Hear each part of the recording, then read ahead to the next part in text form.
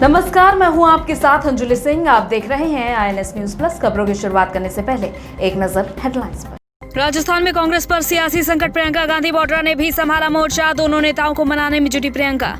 CBSE 12वीं के नतीजे हुए घोषित। 88.78% छात्र पास। पिछले वर्ष के मुकाबले 5.38% बेहतर परिणाम। छात्रों को मिलेगी डिजिटल मार्कशीट। डीजल के दामों में फिर आई तेजी। दिल्ली में डीजल 11 पैसे प्रति लीटर हुआ महंगा। पेट्रोल के भाव में नहीं हुआ कोई बदलाव। राजस्थान का सियासी संकट लगातार बढ़ता ही जा रहा है। सचिन पायलट और गहलोत के बीच की तकरार किस ओर थमेगी, ये भी अभी कुछ कहा नहीं जा सकता। फिलहाल तो गहलोत ने अपने 100 विधायकों का समर्थन दिखाकर सत्ता बचा ली है, लेकिन सचिन पायलट अभी भी अड़े हुए हैं अपनी बात पर। तो वहीं प्रियंका गांधी वाड्रा ने राजस्थान की कमान संभाल ली है और दोनों नेताओं के बीच बातचीत कराने की कोशिश कर रही हैं। राजस्थान में कांग्रेस की खिसकती सत्ता फिलहाल बच गई है। उप मुख्यमंत्री सचिन पायलट की बगावत ने मुख्यमंत्री अशोक गहलोत की राह में रोड़े अटका दिए हैं। हालांकि अंततः अशोक गहलोत ने अपना दम दिखा दिया है और पायलट की बगावत के बावजूद 100 से ज्यादा विधायकों का समर्थन दिखाकर सरकार बचा ली है। लेकिन सचिन पायलट की नाराजगी अभी खत्म नहीं हुई है। प्रदेश के दोनों बड़े नेताओं के इसी टकराव को खत्म करने के लिए अब मोर्चा प्रियंका गांधी वाड्रा ने संभाल लिया है। राजस्थान में जो सियासी हालात पैदा हुए हैं, उस पर कांग्रेस महासचिव प्रियंका गांधी वाड्रा अशोक गहलोत और सचिन पायलट दोनों से बातचीत कर रही हैं।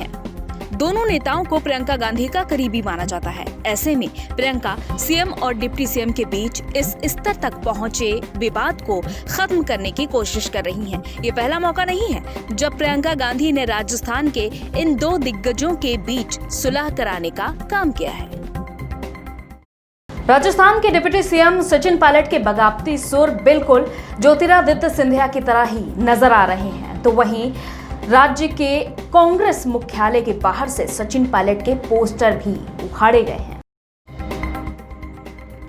राजस्थान में कांग्रेस के दो दिग्गज नेताओं की तकरार ने सरकार के लिए सियासी संकट उत्पन्न कर दिया है। राजस्थान में जारी राजनीतिक संकट के बीच एक और वास्तविकता सामने आई है। प्रदेश कांग्रेस कमेटी के अध्यक्ष सचिन पायलट के पोस्टर सोमवार को राज्य मुख्यालय के बाहर से हटा दिए गए। कांग्रेस अधिकारियों ने कहा कि जल्द ही एक नए PCC चीफ की घोषणा होने की संभावना है। राजस्थान प्रभारी अविनाश पांडे ने कहा कि सभी कांग्रेस विधायकों का पार्टी विधायिका की बैठक में शामिल होना अनिवार्य है। अनुपस्थित रहने वालों पर अनुशासनात्मक कार्रवाई की जाएगी। गहलोत खेमे के कांग्रेस नेता CLP की बैठक समाप्त होने के बाद जल्द ही एक निजी रिजॉर्ट में शिविर लगाने की योजना बना रहे हैं। कांग्रेस के पदाधिकारियों ने कहा कि हम चाहते हैं कि हमारी संख्या बरकरार रहे और हम इस शिविर में आएंगे। वहीं कांग्रेस के वरिष्ठ नेता रणदीप सुरजेवाला ने सोमवार को कहा कि पार्टी ने राजस्थान के उप मुख्यमंत्री सचिन पायलट और उनके विधायकों के लिए अपने दरवाजे खुले रखे हैं। जयपुर में मीडिया को संबोधित करते हुए सुरजेवाला ने कहा कि पायलट को हमें बताना चाहिए कि वो CLP की बैठक में भाग लेने कब आएंगे। हमने पायलट और उनके विधायकों के लिए अपने दरवाजे खुले रखे हैं। आम आदमी की जेब पर एक बार फिर से बड़ा झटका लगा है। दरअसल डीजल के दाम पहली बार 81 रुपए प्रति लीटर कर दिए गए हैं। ऑयल कंपनियों ने डीजल के दाम 11 पैसे प्रति लीटर बढ़ोतरी की है। ये पूरी रिपोर्ट देखें। आम आदमी की जेब को फिर बड़ा झटका लगा है। देश में पहली बार डीजल के दाम 81 रुपए प्रति लीटर के पार हो गए हैं और इन्होंने नया रिकॉर्ड बना लिया है। आज ऑयल मार्केटिंग कंपनियों ने डीजल के दाम में 11 पैसे प्रति लीटर की बढ़ोतरी की है और इसके साथ ही राजधानी दिल्ली में डीजल के दाम रिकॉर्ड 81 रुपए 5 पैसे प्रति लीटर पर जा पहुंचे हैं। हालांकि पेट्रोल की कीमतों में कोई फेरबदल नहीं किया गया है, जबकि पेट्रोल की कीमतों में अंतिम बार बीते 29 जून को 5 पैसे की बढ़ोतरी हुई थी। दिल्ली देश का अकेला राज्य है जहां पेट्रोल से महंगा डीजल बिकता है। सरकारी तेल कंपनियों ने आज पेट्रोल के दाम में कोई बदलाव नहीं किया है और ये राजधानी दिल्ली में 80 रुपए 43 पैसे प्रति लीटर के भाव पर स्थिर है। बता दें कि पेट्रोल के दाम में आखिरी बार 29 जून को बदलाव हुआ था, यानी 14 दिन से पेट्रोल के दाम में कोई अंतर नहीं आया है। जिस तरह से कोरोना का प्रकोप लगातार बढ़ता जा रहा है, उसको देखते हुए हमें जहां तमाम तरह की सावधानी बरतने की जरूरत है, तो वहीं दिल्ली के आजादपुर मंडी की सूरत कुछ और ही नजर आई है। यहाँ पर सोशल डिस्टेंसिंग का जरा भी पालन नहीं हो रहा है, ना ही सरकार के दिशा निर्देशों का पालन किया जा रहा है। ये पूरी रिपोर्ट देखें। दिल्ली की आजादपुर मंडी में सोशल डिस्टेंसिंग का उल्लंघन खुलेआम हो रहा है। यहाँ कोरोना संक्रमण फैलने का डर दूर दूर तक नहीं दिखाई दे रहा है। यहाँ सरकारी आदेश और नियमों की खुलेआम धज्जियां उड़ाई जा रही हैं। मास्क पहनने और सोशल डिस्टेंसिंग का पालन न करने पर चालान काटने की बात पर भी प्रशासन फेल नजर आ रहा है। कोरोना वायरस के प्रकोप के चलते करीब 3 महीने तक पूरी तरीके से लॉकडाउन लगने के बाद अब अनलॉक की प्रक्रिया शुरू हुई है और अब अनलॉक तो चल रहा है, लेकिन इसमें भी कई नियम हैं जिनको ध्यान में रखते हुए लोगों को काम करना है और घर से बाहर निकलना है। लेकिन दिल्ली के आजादपुर मंडी में उन सभी नियमों की खुलेआम धज्जियां उड़ाई जा रही हैं। मंडी के हालात बद से बदतर हैं। कोरोना 19 का यहाँ कोई भी सोशल डिस्टेंसिंग का पालन नहीं है। आप यहाँ अनार में, टमाटर में, आलू में, प्याज में कहीं भी जाओ, सोशल डिस्टेंसिंग की सरेआम धज्जियां उड़ाई जा रही हैं। एपीएमसी प्रशासन बल्कि सोशल डिस्टेंसिंग बनाने के बदले में वो हमारे फड़ी छोटे किए जा रहे हैं। आप ये देख सकते हैं 14 नंबर पूरा फड़ था हमारा। इन्होंने कुछ पैसों के लालच में बिना ऑर्डर के इन्होंने आधे फड़ कर दिए हैं, जिससे हमारा सोशल डिस्टेंसिंग बिल्कुल ख़त्म हो गया है।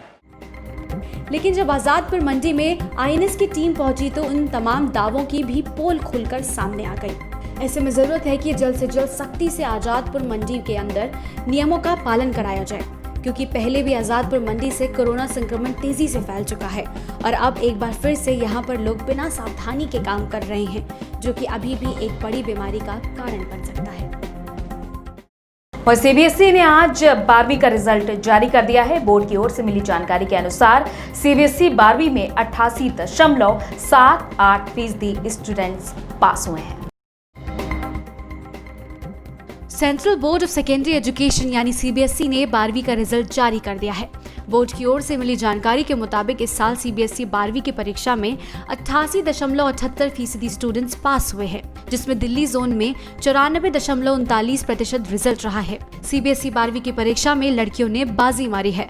इस बार 12वीं में लड़कियों का रिजल्ट 92.15% रहा है, जबकि इस साल सीबीएसई 12वीं में स्टूडेंट्स का पासिंग परसेंटेज पिछले साल के मुकाबले 5.38% ज्यादा रहा है। पिछले साल कुल 83.40% स्टूडेंट्स पास हुए थे।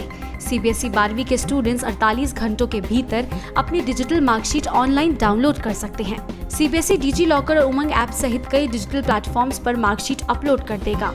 ऑनलाइन पोर्टल डिजी लॉक से भी अपनी मार्कशीट डाउनलोड कर सकते हैं। बता दें कि देश में कोरोना वायरस के मामलों की बढ़ती संख्या के कारण सीबीएसई को लंबित बोर्ड परीक्षा रद्द करनी पड़ी थी।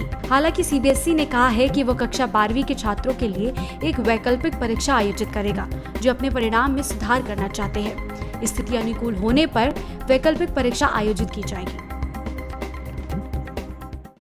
इसी के साथ आईएनएस न्यूज प्लस की खास खबरों में फिलहाल इतना ही। इजाजत दीजिए, नमस्कार।